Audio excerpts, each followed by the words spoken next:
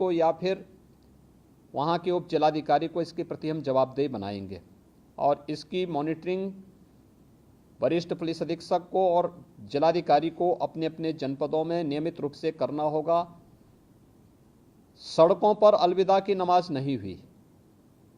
हमें सुनिश्चित करेंगे कि सड़कें आने वाले समय में भी किसी भी प्रकार की अव्यवस्था का कारण नहीं बनना चाहिए।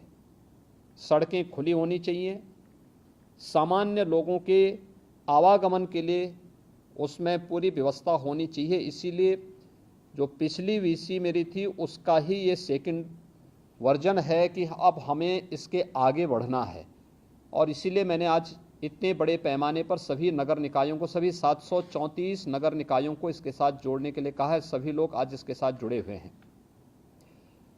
इसमें कुछ महत्वपूर्ण ये जो सफलतापूर्वक कार्य हुए हैं इसके लिए मैं अभिनंदन करता हूं। आप में से सभी अधिकारियों ने अपने स्तर पर मेहनत की और उसके परिणाम भी हमारे पास आए हैं इसके लिए।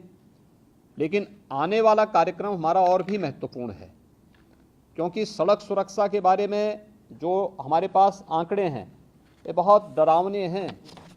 और उत्तर प्रदेश जैसे राज्य के लिए अगर आपको मैं आंकड़े बताऊं कि 2021 में 37,729 दुर्घटनाएं हुई हैं, जिनमें 21,227 लोगों की मौत हुई है और 24,897 लोग घायल हुए हैं।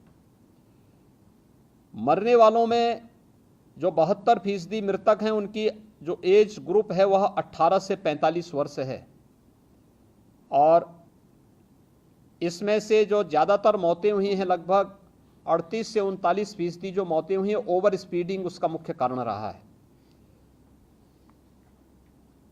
मुझे लगता है कि हमें ये हम सब के लिए चिंता का विषय होना चाहिए। कोरोना इस सदी की सबसे बड़ी महामारी है और सबसे बड़ी महामारी के दौरान उत्तर प्रदेश ने कंट्रोल किया, उसको पूरी तरह नियंत्रित करने में सफलता प्राप्त की। आदरणीय प्रधानमंत्री जी का मार्गदर्शन और नेतृत्व था और हम लोगों ने कैसे उसको कंट्रोल किया। 2 वर्ष में यूपी के अंदर कुल मौत के आंकड़े जो आए हैं वह 23,500 है। यानी अगर मैं एग्जैक्ट आंकड़े आपको दूं तो 23,514 मौत के आंकड़े आज सुबह तक के हैं। ये 2 वर्ष के हैं। कोरोना महामारी से लोग बच रहे हैं लेकिन एक्सीडेंट में मौत हो रही है। एज ग्रुप वह है जो कोविड महामारी में सबसे कम इन्फेक्ट हुआ था, वह इस मामले में सर्वाधिक एक्सीडेंट से मर रही हैं। 21,227 मौतें 2021 में सड़क दुर्घटना में उत्तर प्रदेश के अंदर हुए हैं।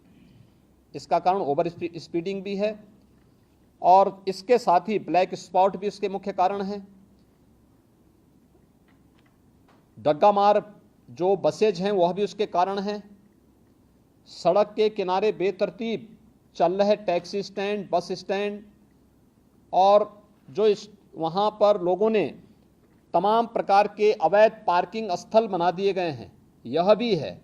और शहरी क्षेत्रों में या नगरीय क्षेत्रों में या सड़क के किनारे जो बस्तियां हैं वहाँ पर अतिक्रमण भी इसका कारण है। इसलिए संयुक्त रूप से इस पूरे कार्यक्रम को केवल परिवहन विभाग का कार्यक्रम नहीं है, हमने इसलिए गृह विभाग को इसकी ओवरऑल मॉनिटरिंग करने की जिम्मेदारी दी है। गृह विभाग पीएस सिस्टम के साथ साथ ट्रैफिक पुलिस को भी ठीक करेगा।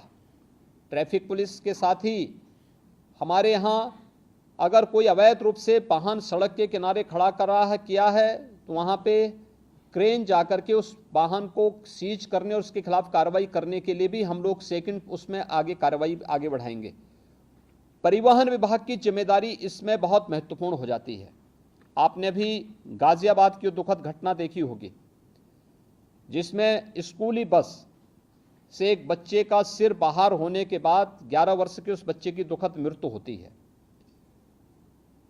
दुखद मृत्यु के बाद जब बस का फिटनेस के कागज मांगेगा तो उसकी फिटनेस ही नहीं थी। ये परिवहन विभाग की पहले प्राथमिक जिम्मेदारी थी कि हर एक बसेज का स्कूल कॉलेजेस खुलने के पहले हम सुनिश्चित करें कि उनके पास अपने वाहनों की फिटनेस सुनिश्चित हो। लापरवाही हुई, उसमें जवाबदेही भी तय की गई।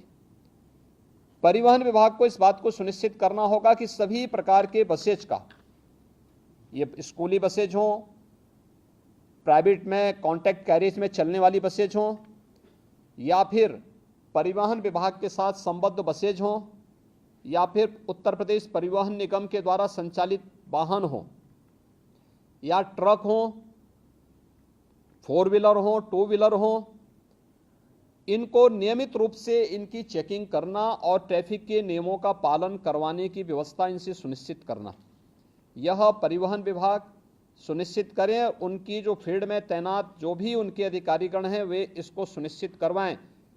पुलिस की मदद भी लें, ट्रैफिक पुलिस की मदद भी करें। ओवरलोडिंग को रोकना, सड़क के किनारे कोई ट्रक, कोई बस अवैध रूप से पार्किंग न करें और सभी जिलाधिकारी और पुलिस अधीक्षक इस बात को सुनिश्चित कर लें। उप जिलाधिकारीगण भी और डिप्टी एसपी भी इस वीडियो कॉन्फ्रेंसिंग के साथ जुड़े होंगे। वे इस बात को नोट करेंगे, किसी भी सड़क पर, वह हाईवे हो, स्टेट हाईवे हो, एक्सप्रेसवे हो, जिला मार्ग हो, नगरीय चौराहा हो या कोई भी अन्य स्थल हो, अवैध bus stand, taxi stand, 3 wheeler stand, rickshaw stand या कोई भी इस प्रकार की अवैध गतिविधि नहीं चलनी चाहिए। स्टैंड का मतलब सड़क के किनारे, उसके पास पर्याप्त मात्रा में पार्किंग का स्पेस हो, वहां आने वाले यात्रियों के लिए कुछ बुनियादी सुविधाएं हों, महिलाओं के लिए, पुरुषों के लिए टॉयलेट हो, पेयजल की सुविधा हो, बैठने की व्यवस्था हो। तो कोई व्यक्ति स्टैंड के नाम पर तब वहां पर प्रशासन से अनुमति लेकर के तब तो स्टैंड की फीस वसूल कर सकता है। लेकिन अगर सड़क पर कोई करता है तो उस पर अवैध रूप से संचालित इस प्रकार के सभी वो अगले 24 घंटे के अंदर बंद होने चाहिए। बंद होने के साथ ही हमें सुनिश्चित करें कि अगर कोई व्यक्ति इस तरीके के उसको करने का अभ्यस्त है तो उसमें एफआईआर लॉन्च करके, गैंगस्टर के अंदर एफआईआर लॉन्च करके उसमें फिर हमें उसकी पूरी संपत्ति को जब्त करना चाहिए। उसने इस प्रकार के अवैध वसूली से जो पैसा कमाया है वह राजकोष में वो पैसा आना चाहिए। इसकी कार्रवाई हमारी आगे बढ़ जानी चाहिए। इसलिए अवैध रूप से स्टैंड नहीं चलेंगे। लखनऊ अगर हम अयोध्या की ओर से आते हैं या बाराबंकी की ओर से आते हैं या कानपुर की ओर से आते हैं, कई कई किलोमीटर तक हम लोग देखते हैं ट्रक्स खड़े हैं हाईवे के किनारे। क्यों खड़े हैं? बहुत बार एक्सीडेंट के कारण भी बनते हैं। ये सड़क के किनारे कोई वाहन खड़ा नहीं होगा। नियमित पेट्रोलिंग करना, परिवहन विभाग और गृह विभाग इस बात को सुनिश्चित करेंगे। पेट्रोलिंग सुनिश्चित करते हुए सड़क के किनारे कोई भी इस प्रकार के वाहन खड़े नहीं होंगे, उनके लिए पार्किंग का स्पेस उपलब्ध करवाइए, अन्यथा वो सड़क पर चलते रहें। ढाबा भी अगर पार्किंग के लिए स्पेस नहीं है तो ढाबा को भी, इस प्रकार के अवैध ढाबों को भी आप सड़क के किनारे से हटाएंगे। एक्सप्रेस हाईवे हो, पीडब्ल्यूडी से जुड़े हुए मार्ग हो, नगर विकास से जुड़े हुए हो या किसी भी अन्य विभाग से जुड़े हुए मार्ग हो, अवैध अतिक्रमण इनमें से सब जगह हट जाना चाहिए। हर हाल में हम इस बात को सुनिश्चित करें। ये सभी संबंधित विभाग इसके साथ जुड़ेंगे। मुझे आश्चर्य होता है कि बच्चों को पहले स्कूलों में ट्रैफिक के नियमों के बारे में जानकारी बताई जाती थी।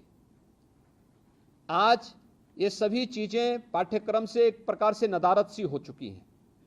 मैंने प्राथमिक शिक्षा, माध्यमिक शिक्षा, उच्च शिक्षा, इन सभी से मैंने कहा था कि हर जनपद में प्रधानाचार्यों की ट्रेनिंग का एक कार्यक्रम, मुझे विश्वास है कि सभी जगह हुआ होगा। जिन लोगों ने ट्रेनिंग ली है, विद्यालय के प्रिंसिपल होंगे, प्रधानाचार्य होंगे, प्राचार्य होंगे, वे सभी अपने अपने विद्यालयों में ट्रेनिंग के साथ साथ बच्चों में अब एक हम लोग हैंडबिल हर जनपद में सूचना विभाग की तरफ से भेज रहे हैं। इस हैंडबिल का प्रकाशन हर एक बच्चे के पास ये हैंडबिल पहुंच जाए, कॉमन मैन के पास भी पहुंचे, चौराहे पर जहां पर हमारे पब्लिक एड्रेस सिस्टम हो वहां पे भी ये पहुंचे। हमें क्या करना है, क्या नहीं करना है, अच्छा हैंडबिल बनाने का प्रयास हुआ है। बच्चों को बताने की व्यवस्था, उनको स्कूल में बताना, हम सड़क पे चल रहे हैं, हमें कैसे चलना, पैदल चल रहे हैं, कहां से हमें सड़क क्रॉस करनी है, हम टू व्हीलर में जा रहे हैं, हमें किन नियमों का पालन करना है, हम फोर व्हीलर में चल रहे हैं, हमें किन नियमों का पालन करना है, हमें टू व्हीलर फोर व्हीलर या सड़क पे चलते समय मोबाइल फोन या ईयरफोन का इस्तेमाल करना है नहीं करना है, इसके लिए क्या सावधानी बरतनी है। ये सभी चीजें सामान्य जानकारी है। इन सभी सामान्य जानकारियों को अगर हम स्कूली बच्चों को देंगे तो वे बच्चे अपने घर में अपने अभिभावक को भी बताने में थोड़ा सफल हो सकते हैं, बता सकते हैं। और हर एक स्कूल कॉलेजेस में इस प्रकार की डिबेट भी होनी चाहिए, कार्यक्रम भी होने चाहिए। अगले 2 दिन विद्यालय चलेंगे, उन 2 दिनों के अंदर हम इन कार्यक्रमों को वहां पर लागू करने का प्रयास करें। कहीं प्रभात फेरी निकले, कहीं इस पे टॉक हो, कहीं यहां पर डिबेट हो, कहीं यहां पर कुछ अन्य कार्यक्रम चलने चाहिए। ये स्कूल कॉलेजेस की एक जिम्मेदारी बनती है और इसके बारे में हमें प्रतियोगी कार्यक्रम भी वहां पर आगे बढ़ाने चाहिए। इसके अलावा हम इसमें तमाम अन्य संगठनों का भी सहयोग, स्वयंसेवी संगठन होंगे, सड़क सुरक्षा से संबंधित जानकारी देने वाले तमाम अन्य सामाजिक संगठन होंगे, उनका भी हम इसमें मदद लें। इसमें हम लोगों से इस बात को सुनिश्चित करें कि सड़क स्टंट करने की जगह नहीं है। ओवर ब्रिजेज या फ्लाईओवर के ऊपर जो स्टंट होते हैं, जो युवा स्टंट कर रहे हैं अपने बाइक से, हर हाल में इसको रोकना। बाइक से चल रहे हैं तो हेलमेट अनिवार्य करने की आवश्यकता है, बताने की आवश्यकता। 1 सप्ताह अवेयरनेस के कार्यक्रम चलाइए, पहले अवेयरनेस, और फिर अगर अवेयरनेस के बाद आपको लगता है कि अब हमें इन्फोर्समेंट की आवश्यकता होती है तो उसके बाद फिर हमें इस कार्यक्रम को उसके बाद फिर आगे बढ़ाना चाहिए। इसलिए पब्लिक एड्रेस सिस्टम को सक्रिय करने और उनका उपयोग करने के लिए ही हमने इस बारे में कहा। हैंडबिल का वितरण, होर्डिंग्स लगाना, हर एक जनपद में, हर एक चौराहे पर, हर एक स्तर पर सूचना विभाग से इसके बारे में पूरी जानकारी लेकर के सावधानी बरतने की दिशा से अच्छे होर्डिंग्स परिवहन विभाग के द्वारा, गृह विभाग के द्वारा, नगर विकास विभाग के द्वारा, पीडब्ल्यूडी के द्वारा, अन्य सभी संबंधित शिक्षा विभाग के द्वारा, इनके द्वारा हर एक स्तर पर लगाने की आवश्यकता है। इसके पोस्टर बनाए जा सकते हैं, एलईडी में, एफएम रेडियो पर, लोकल स्तर पर इसके हम तमाम कार्यक्रम इसके आगे बढ़ा सकते हैं। ये चीजें हम सुनिश्चित करें। परिवहन विभाग इस बात को सुनिश्चित करे कि जो वह ड्राइविंग लाइसेंस देते हैं हम ऑनलाइन तो दें, लेकिन इस बात को सुनिश्चित करें कि ट्रैक पर भी हम उनकी एक बार देखें कि वह इस योग्य है कि नहीं है कि हम उसे ड्राइविंग लाइसेंस दे सकें। अन्यथा खैरात के भाव बांटने की वो बंद करिए और आरटीओ के कार्यालय दलालों से मुक्त हो, किसी भी प्रकार की दलाली की गतिविधि वहां न चले। इस बात को भी हर एक जनपद में जिलाधिकारी और पुलिस अधीक्षक की टीम सुनिश्चित करें। ओवरलोडिंग को रोकने की कार्रवाई, जहां से ओवरलोडिंग हो रही है उसी केंद्र पर रोकना। ऐसा नहीं कि आप सड़क पे लेके आ रहे हैं और सड़क पर लेकर आने के बाद फिर सड़क पर अवैध रूप से जाम लग रहा है, लंबा जाम में लोगों को फंसना पड़ रहा है। जहां से हो रहा है वहां से आप बोलिए कि 5 टन की क्षमता है तो उसमें 15 टन नहीं जाएगा या 10 टन नहीं जाएगा। जितनी क्षमता होगी उसी हिसाब से आप उसको रिलैक्सेशन दे सकते हैं, लेकिन उससे ज्यादा नहीं। सड़कें खराब होती हैं और फिर उसके बाद जहां मर्जी आती वहां वो अपना ट्रक और अपना वाहन खड़ा करके शेष अन्य लोगों के भी आना जाने को पूरी तरह बाधित करते हैं। अच्छा होगा जिस दिन स्कूल कॉलेजेस बंद होंगे उस दिन हम अभिभावकों के साथ भी इस प्रकार की चर्चा करें, सड़क सुरक्षा पे चर्चा करें कि आप अपने पाले को लेके स्कूल आ रहे हैं तो कम से कम हेलमेट पहन करके आएं। बाइक से आ रहे हैं हेलमेट पहन के आएं, 4 व्हीलर से आ रहे हैं तो सीट बेल्ट को लगा करके आएं। बच्चे को सड़क सुरक्षा के बारे में, कहां से सड़क क्रॉस करनी है इसके बारे में जानकारी दें। ऐसा नहीं कि कहीं भी वो क्रॉस कर रहा है और बिना देखे चल रहा है, चपेटे में आएगा तो उसके बाद फिर बोलने की आवश्यकता नहीं। इन चीजों को हम उसके बारे में देखें। सड़क सुधार से संबंधित जो अन्य मामले हैं जिसमें लोक पीडब्ल्यूडी का है, एनएच का है, एनएचईआई है, यूपीडा है, ईडा है, इसमें ब्लैक स्पॉट को सुधारने की कार्रवाई। ब्लैक स्पॉट के बारे में हम लगातार कहते रहे हैं। साइनेजेज कहां पे हमें लगाने हैं? पहले सड़कों पर वाहन कम थे, हर एक जगह लगाया जाता था। आगे अंधा मोड़ है, आगे पुल है, आगे स्कूल है, आगे हॉस्पिटल है, आज ये सभी साइनेजेस हट चुके हैं।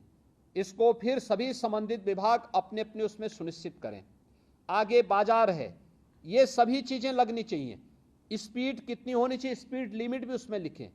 हमें तय करना होगा कि कोई भी ओवर स्पीडिंग ना हो, इसके कारण किसी की गति सीमा के बारे में हम सुनिश्चित करें, अवैध ढाबों के बारे में हम सुनिश्चित कर लें।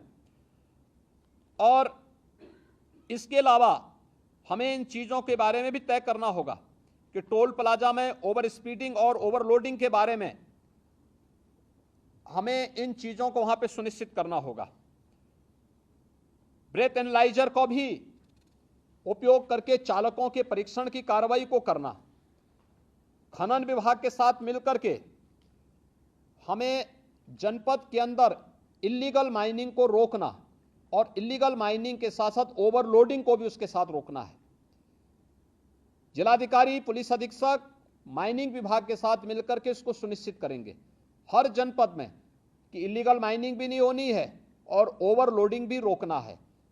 पहले अवेयरनेस के कार्यक्रम करें और वहां पे उसके पहले जहां से शुरू हो रहा वहीं से आप इस कार्यक्रम को शुरू कर देंगे।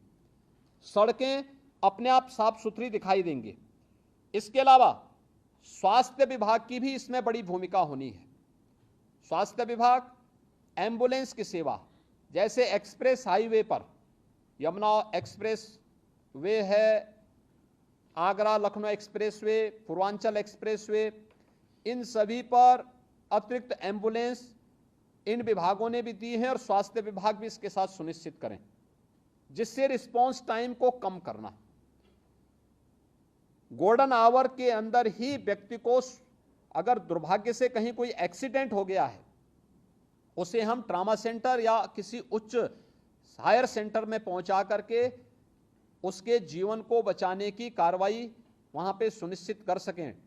ट्रेन्ड मैन पावर, हेल्थ विभाग को मैंने कहा था, इन सभी एक्सप्रेस हाईवे से जुड़े हुए विभागों को भी मैंने कहा था कि वे इस चीज को सुनिश्चित करें। NHAI भी इसके साथ जुड़ें, कैसे इस कार्यक्रम को हम आगे बढ़ा सकते हैं, इन चीजों को सुनिश्चित करें। अवैध पार्किंग के बारे में हमें इस पर अवश्य विचार करना होगा। अब हम लोग आते हैं खासतौर पर 734 जो नगर निकाय हैं। देखिए, नगर निकायों पर शासन पैसा देता है। नगर निकायों को कैसे आप आत्मनिर्भर बना सकते हैं, इसके बारे में नगर विकास विभाग ने कुछ कार्रवाई प्रारंभ की है। सभी ईओ और प्रत्येक नगर पंचायत, नगर पालिका और नगर निगम के साथ जिला प्रशासन कोई नोडल अधिकारी दे करके सुनिश्चित करें कि शासन के द्वारा जो आदेश दिए गए हैं उसका पालन सुनिश्चित करवाना,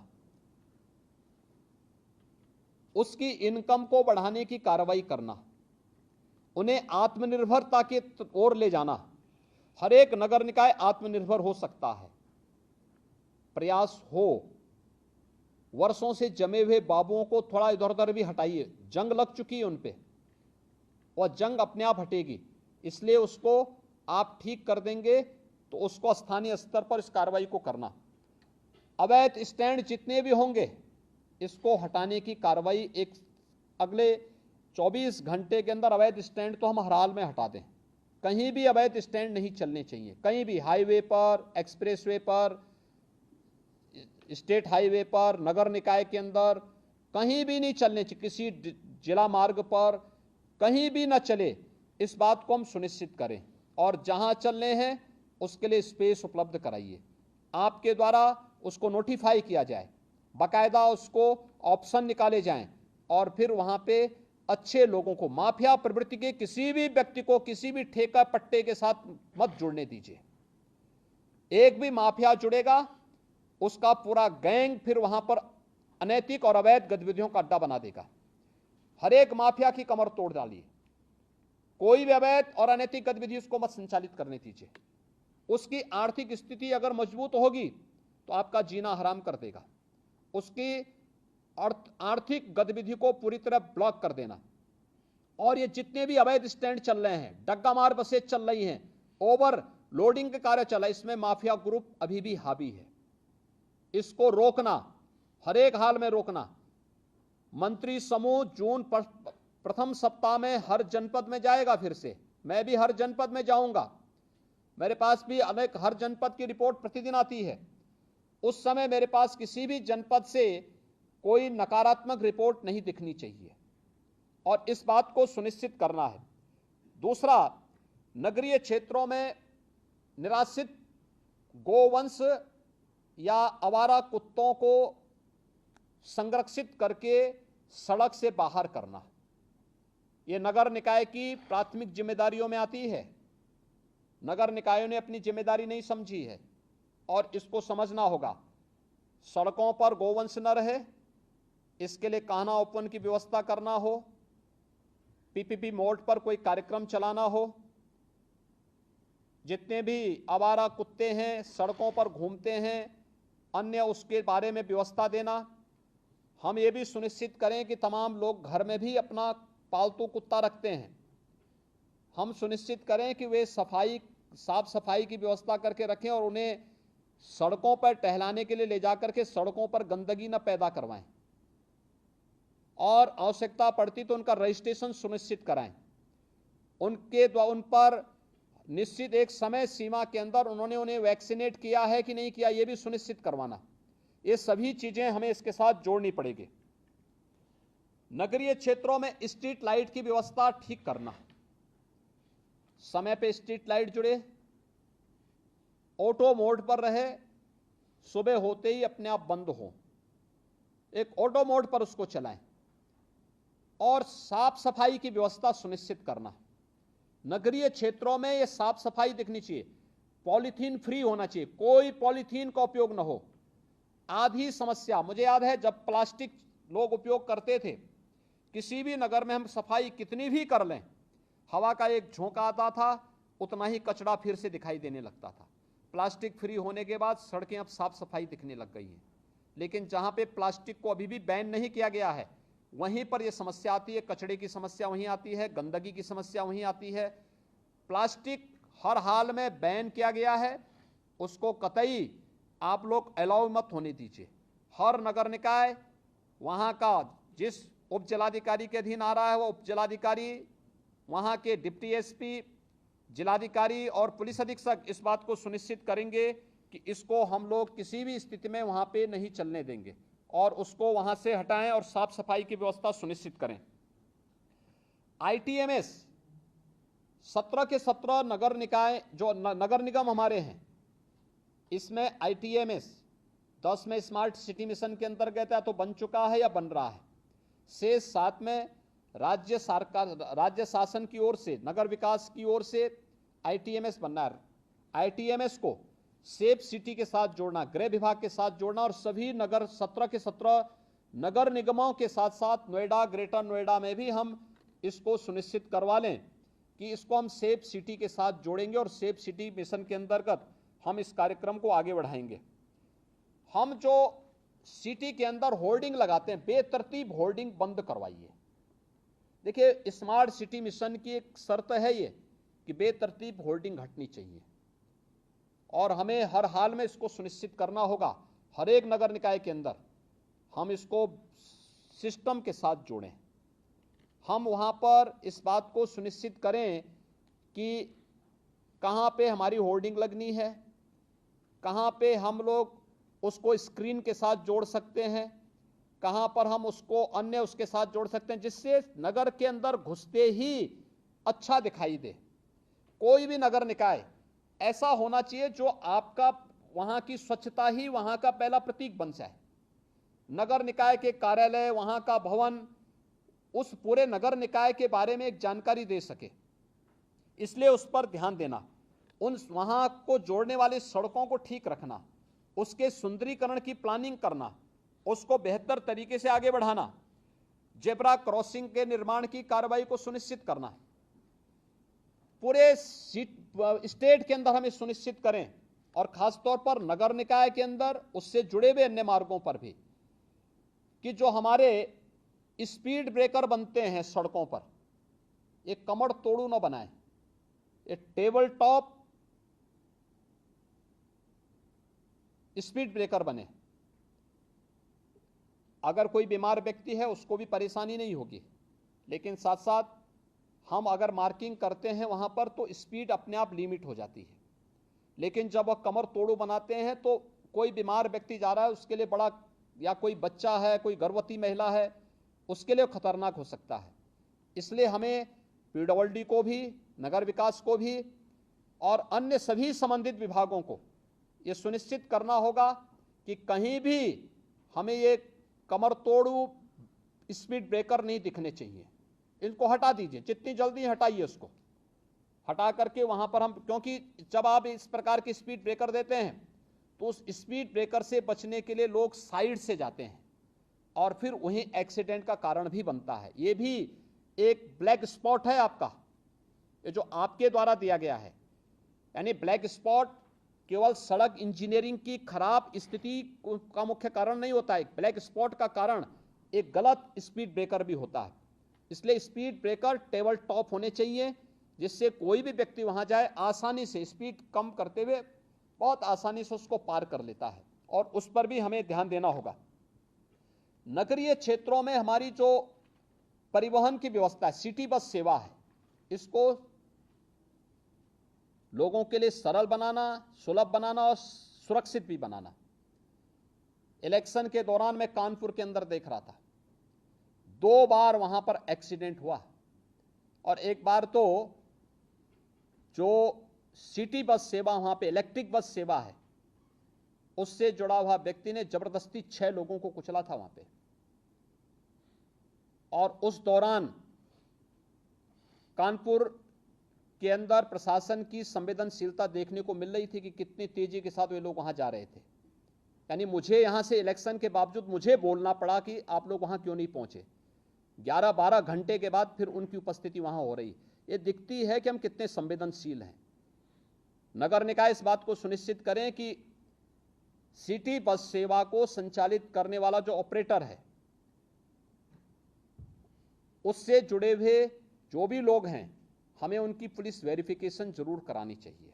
किस पृष्ठभूमि के हैं, आपराधिक मानसिकता के तो नहीं है, क्योंकि कानपुर में जो भी घटना घटित हुई ये आपराधिक मानसिकता की दृष्टि से हुआ था, और इस प्रकार की आपराधिक गतिविधियों को रोका जाना चाहिए। 6-6 लोग कुचले जा रहे हैं सिटी बस सेवा से, ये बहुत दुर्भाग्यपूर्ण स्थिति है और ये चीजें नहीं स्वीकार की जानी चाहिए। इसलिए इन बातों को सुनिश्चित तो हमें करना होगा, ये परिवहन की दृष्टि से हम लोग सिटी के अंदर करें। अब जो हम लोगों को नगर के अंदर करना है, बहुत महत्वपूर्ण कार्य है ये। 2 कार्यों के लिए हर एक नगर निकाय के अंदर, बड़े नगर निगम है, जिलाधिकारी, पुलिस अधीक्षक, व्यापार मंडल के साथ अलग अलग बैठक करें, स्ट्रीट वेंडर के साथ बैठें, नगर आयुक्त को भी अपने साथ ले लेंगे, एडीएम सिटी होंगे, सिटी मजिस्ट्रेट होंगे, एसपी सिटी होंगे, इनको भी अपने साथ ले लेंगे और इनके साथ बैठक करके, अलग अलग क्रम में बैठक करके हमें सुनिश्चित करें कि कोई भी व्यापारिक प्रतिष्ठान सिटी के अंदर अपनी परमिसेस के अंदर ही रहेगा, उससे बाहर न हो। सड़कें खाली दिखनी चाहिए। सड़क में लोग अपना अंदर का सामान सड़क पे रख करके नहीं बेचेंगे, किसी को भी हम सुनिश्चित करवाएंगे। और अपनी परमिसेस में रह करके हम पहले बातचीत करें, संवाद बनाएंगे।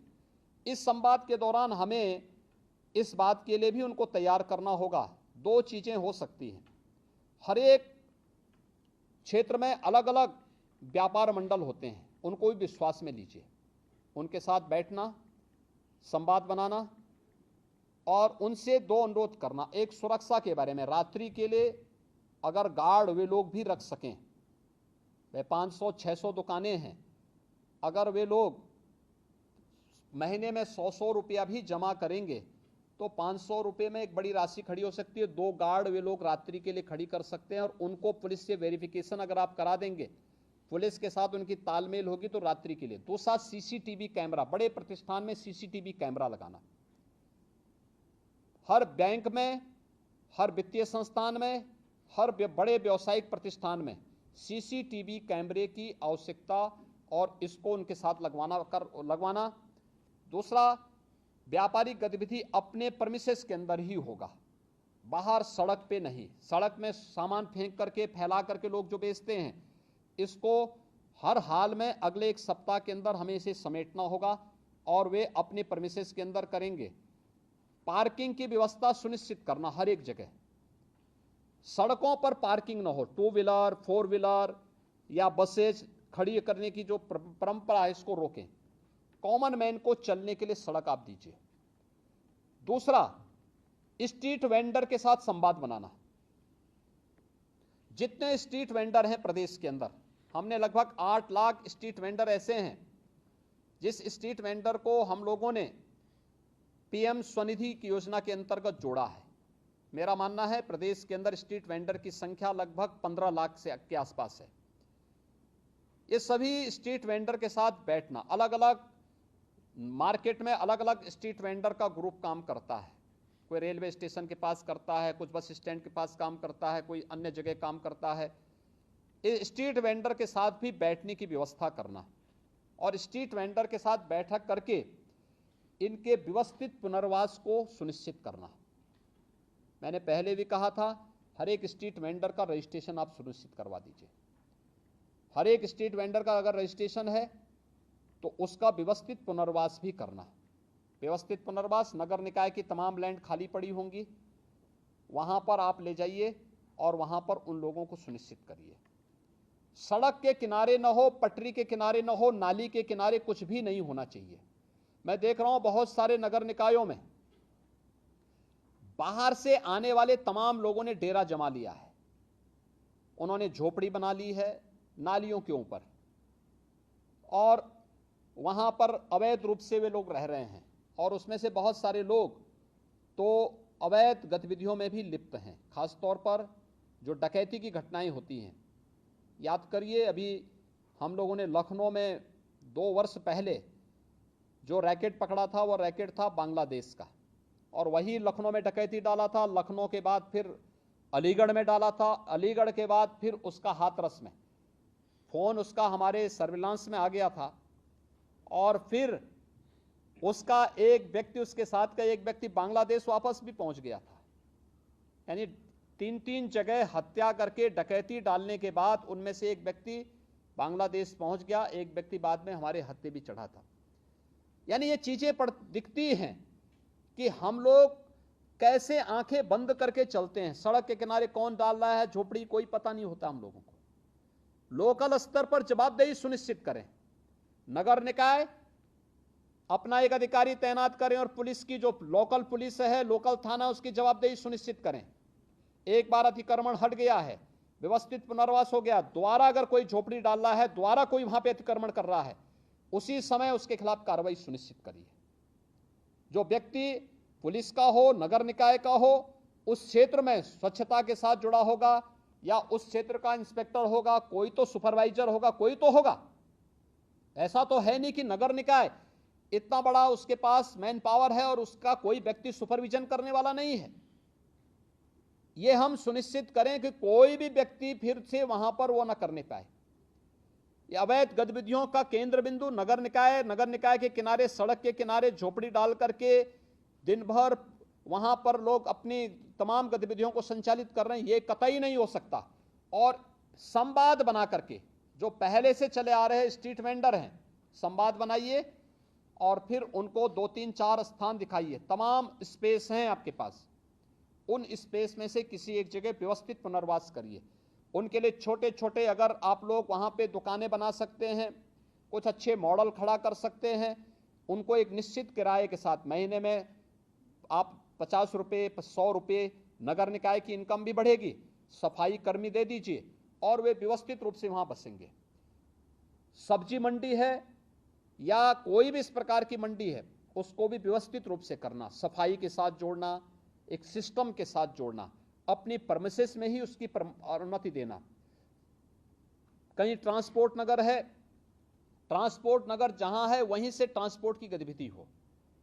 सिटी के अंदर कब आना है, कब उन्हें अपलोड करना है, कब डाउनलोड करना है, इन सभी चीजों को एक निश्चय उसके साथ आप बना करके तय करें और संवाद बना करके तय करें।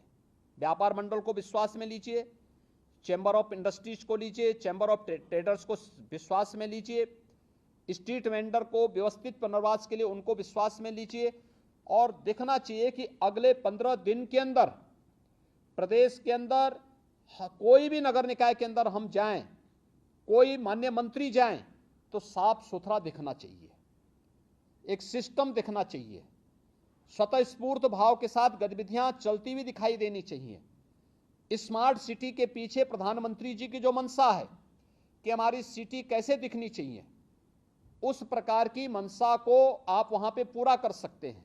और इसको लागू करने के लिए आज मैंने ये वीडियो कॉन्फ्रेंसिंग में आप सबको बुलाया है, और इसमें हर एक स्तर के अधिकारी की जवाबदेही सुनिश्चित होगी, इस बात को सुनिश्चित करेंगे। एक जो मामला मेरे पास आ रहा है जो बहुत गंभीर मामला है, इसको आप सुनिश्चित करेंगे।